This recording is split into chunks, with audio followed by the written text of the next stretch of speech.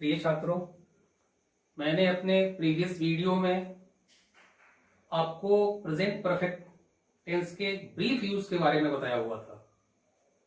साथ ही मैंने यह भी बताई थी कि परफेक्ट ऑक्सिलरी हैव का प्रयोग मेन वर्ब के रूप में कैसे करते हैं और उसके निगेटिव कैसे बनाते हैं। मैंने आपको चर्चा ये भी की थी।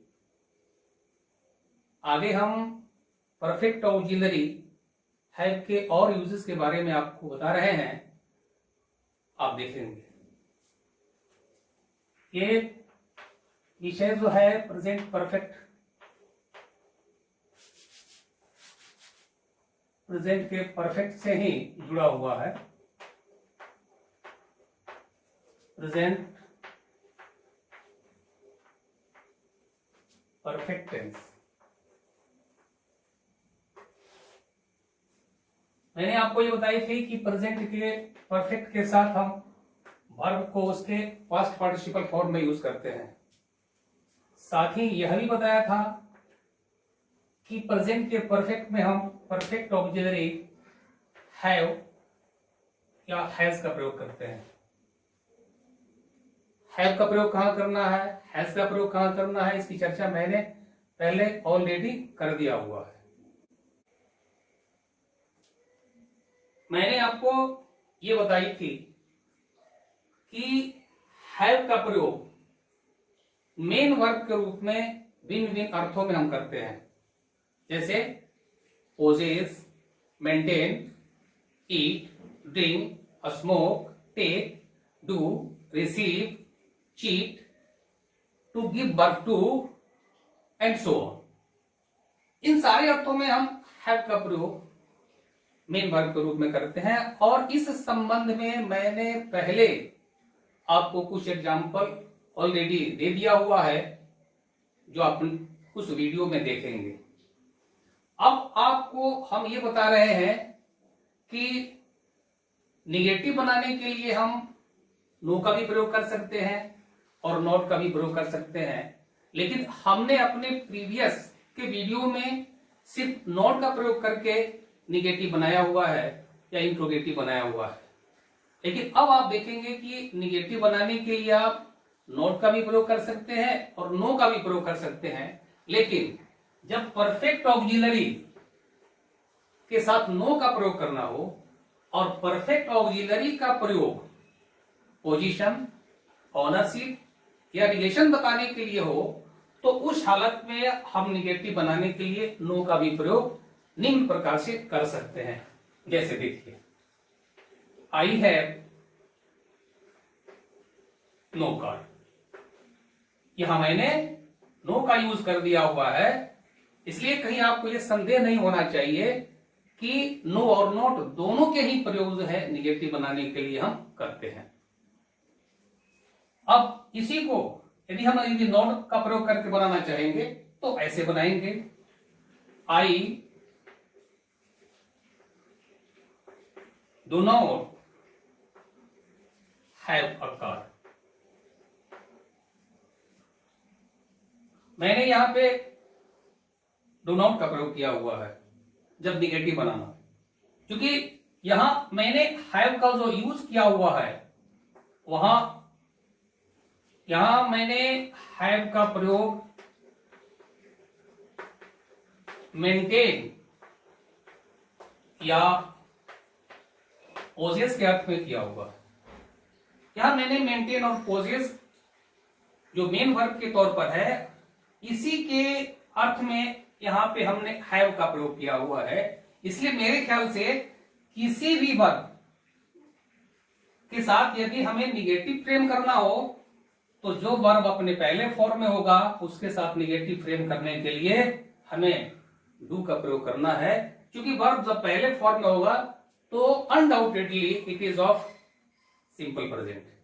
तो आपने ये देख लिया, इसलिए आपका भ्रम जो है दूर हो गया होगा कि हम निगेटिव बनाने के लिए नॉट और नो दोनों का प्रयोग कर सकते हैं, लेकिन कब नो का प्रयोग करना है और कब नॉट का प्रयोग करना है आपने देख लिया। आपको थोड़ा सा हम अंतर बता देते हैं कि what is difference between no and not. आप देखेंगे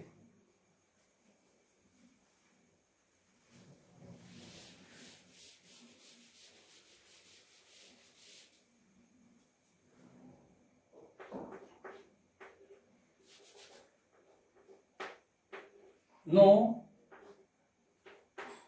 नो।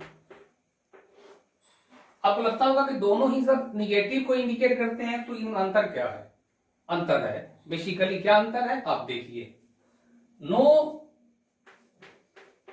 जो है यह एडजेक्टिव है और एडवर्ब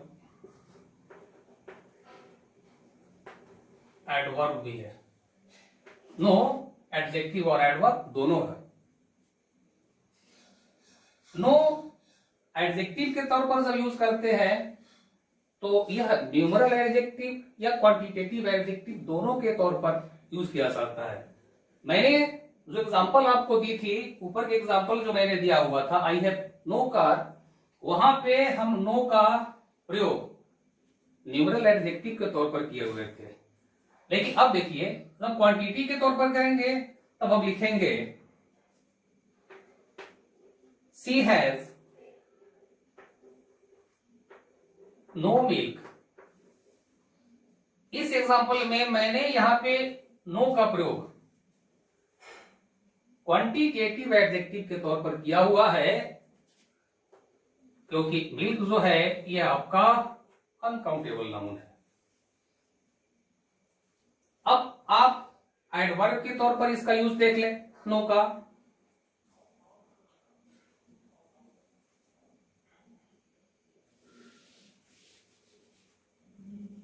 जैसे मैंने प्रश्न किया कैन यू हेल्प मी, ये क्वेश्चन है।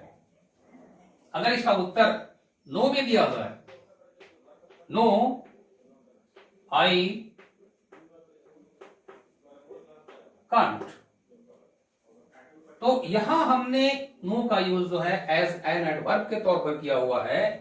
इसे एडवर्ब ऑफ निगेशन भी कहा जाता है, और यहां पे यह नो जो है एडवर्ब के तौर पर हमने यूज किया हुआ है। अब आपको नो और नॉट के जो यूजेस हैं उसके बारे में आप बिल्कुल स्पष्ट हो गए होंगे। आपका दृष्टिकोण जो है वो बिल्कुल क्लियर हो गया होगा कि नो और नॉट के यूजेस कैसे किए जाते हैं। इसमें कहीं कोई आपको संशय या डाउट नहीं होना चाहिए। नॉट देखिए, अब तो मैंने ये नो के यूज होता है। अब ये नॉट जो है यह सिर्फ एडवर्ब है, और आपको पता है कि एडवर्ब जो है एडजेक्टिव को, वर्ब को और स्वयं एडवर्ब को भी मॉडिफाई करता है। तो जब एडवर्ब के तौर पर हम इसका यूज करेंगे तो निश्चित तौर पर या किसी न किसी एडजेक्टिव, वर्ब या एडवर्ब को मॉडिफाई करेगा। जैसे सी डज नॉट रन फास्ट। आप देखेंगे यहां पे नॉट का प्रयोग किया हुआ है, यहां पे मैंने वर्ब का प्रयोग किया हुआ। सी इज नॉट ब्यूटीफुल, यहां मैंने नॉट का प्रयोग एडजेक्टिव को मॉडिफाई करने के लिए किया हुआ है। अब आप ये देख लीजिए कि मैंने कैसे नॉट का प्रयोग जो है एज एन एडवर्ब के तौर पर किया हुआ है, यह आपको स्पष्ट हो गया होगा। अब आप नो और नॉट के यूजेस के बारे में बिल्कुल ही अब संतुष्ट हो गए होंगे कि इनके यूज कैसे किए जाते हैं। अब हम देखेंगे कि हैव का प्रयोग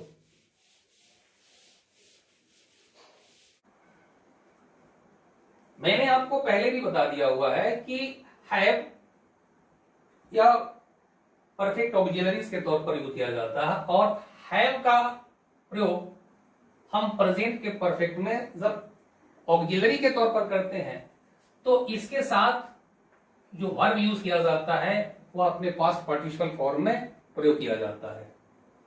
लेकिन आप इस हैव का प्रयोग और भी देखेंगे जिसके साथ वर्ब जो है अपने बेयर इंफिनिटिव फॉर्म में यूज किया जाता है, और अपने जिरेंडियल फॉर्म में भी यूज किया जाता है, तब उसके मायने कैसे बदल जाते हैं आप देखेंगे।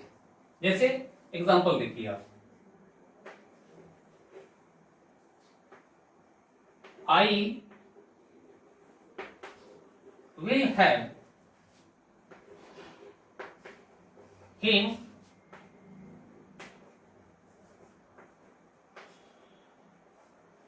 Work hard. यहां देखिए मैंने इस मॉडल ऑक्सिलरी के साथ हैव का यूज किया हुआ है। यहां वर्ब जो है अपने बेयर इन्फिनेटिव फॉर्म में यूज किया हुआ है मैंने, या तीसरे फॉर्म में यूज नहीं किया हुआ है। इस वाक्य का अर्थ हो गया, अब इसे हम इस प्रकार से भी लिखेंगे, I wish him to work hard. आप इसे ऐसे भी लिख सकते हैं। फिर आप देखेंगे जब इसका निगेटिव फॉर्म होगा तब देखेंगे, आई ओन हैव हिम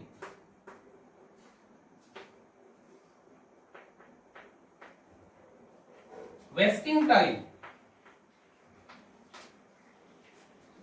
जब मॉडल ऑक्सिलरी के साथ हैव का प्रयोग करते हैं और वर्ब अपने जिरेंडियल फॉर्म में यूज किया जाता है, तो वहां पे हम परमिशन या अलाउ को इंडिकेट करते हैं।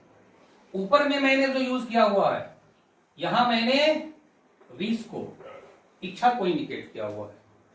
लेकिन दूसरा जो मैंने लिखा हुआ निगेटिव फॉर्म में जो लिखा हुआ है को मॉडल ऑक्सिलरी के साथ, यहां पे हम परमिशन या अलाउ को इंडिकेट करते हैं। फिर इसी वाक्य को हम ऐसे भी लिख सकते हैं, I won't allow him to waste time. अब आपने देख लिया कि कैसे हम परफेक्ट ऑक्सिलरीज के साथ जब वर्ब को उसके पास्ट पार्टिसिपल फॉर्म में यूज ना करके किसी अन्य फॉर्म में यूज करते हैं, तो उसके मायने कैसे बदल जाते हैं, जो मैंने लिखा हुआ है। आपका इस संदर्भ में जो दृष्टिकोण है ये बिल्कुल क्लियर हो गया होगा। अब आगे देखिए हैव के प्रयोग और कैसे किए जाते हैं उसकी चर्चा भी मैं कर रहा हूं।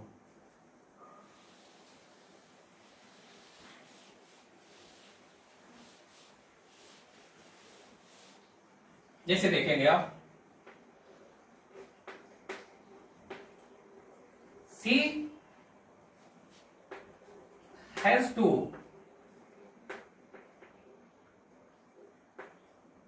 Right a letter.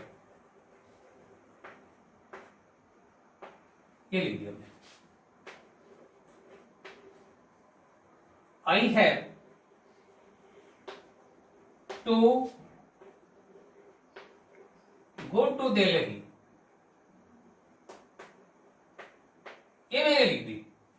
आप यहां देख रहे हैं, यहां जो मैंने परफेक्ट ऑक्सिलरी का यूज किया हुआ है, इस परफेक्ट ऑक्सिलरी के साथ मैंने इन्फिनेटिव को यूज किया हुआ है, यानी ये जो है इन्फिनेटिव है।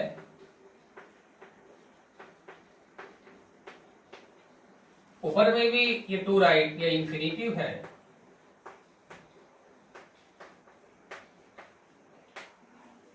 अब आप समझ लें कि जब परफेक्ट ऑक्सिलरी हैव के साथ या हैज के साथ जब इन्फिनेटिव का हम प्रयोग करते हैं, तो यह कंपल्सन को इंडिकेट करता है। यानी यह वाक्य जो है, पूरा का पूरा वाक्य जो है, यह कंपल्सन को इंडिकेट करता है। कंपल्सन को इंडिकेट करता है। ऊपर जो मैंने लिखा हुआ है कि she has to write a letter, it means she is compelled to write a letter whatever the circumstances may be. और नीचे वाले का अर्थ है कि I have to go to Delhi, means I am compelled to go to Delhi whatever the circumstances may be, in every condition I have to depart for Delhi. तो आप देख लीजिए कि परफेक्ट ऑक्सिलरी हैव के साथ या हैज के साथ जब हम इन्फिनिटिव को यूज करते हैं तो उसके मायने कैसे बदल जाते हैं। अब अगला यूज देखेंगे।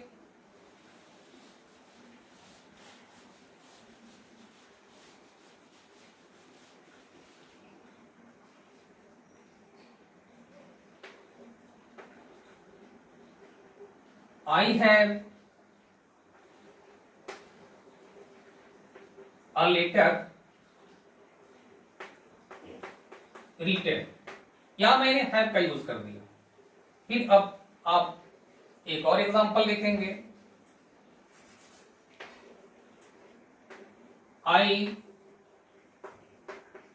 write a letter,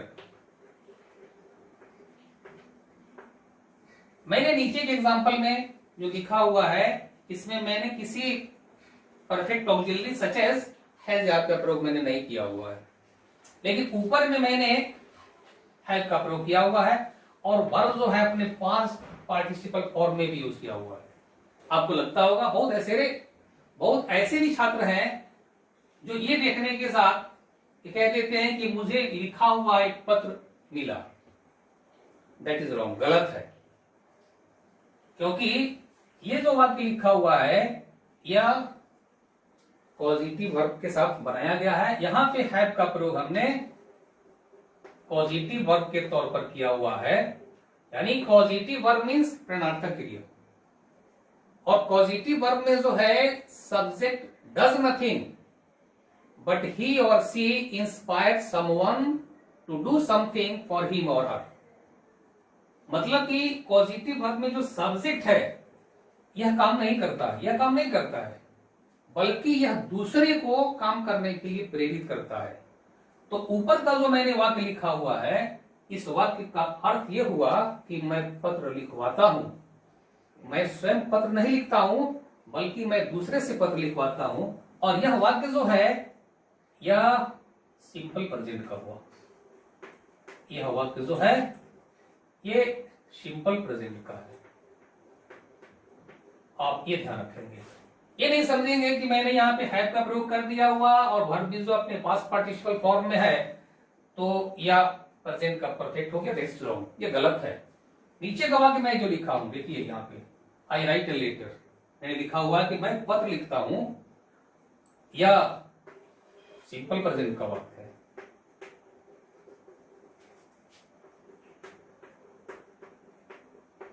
simple present का वाक्य।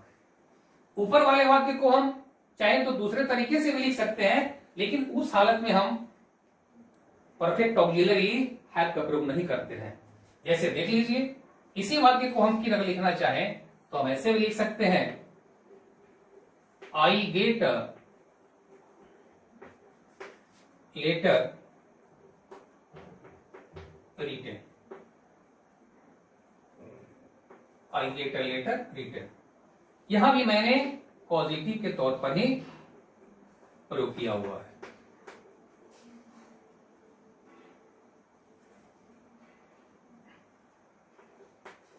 पॉजिटिव वर्ब और यहां पे भी पॉजिटिव वर्ब के तौर पर यूज किया हुआ है।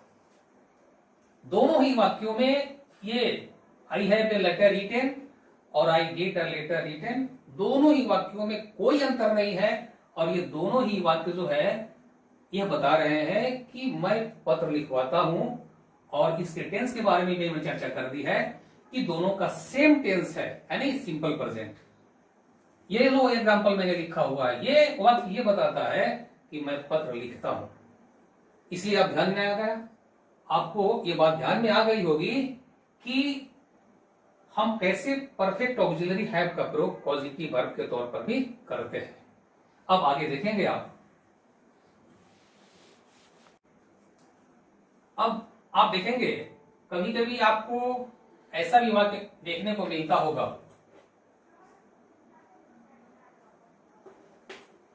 She has gone to Delhi, और फिर ऐसा भी वाक्य मिलता होगा,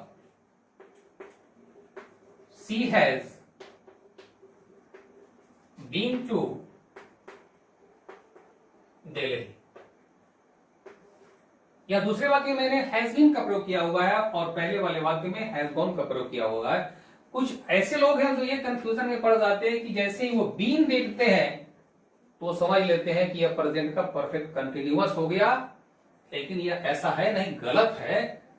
क्योंकि ऊपर वाले वाक्य का अर्थ है कि she has gone to Delhi, means वह दिल्ली चली गई है, और दूसरे वाले वाक्य का अर्थ हुआ she has been to Delhi, means she has gone to Delhi and already come back, यानी वह दिल्ली जाकर के लौट आई है, और पहले का अर्थ हुआ वह दिल्ली चली गई है।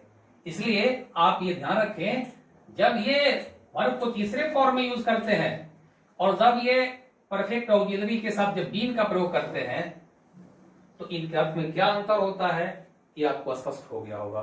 Thank you.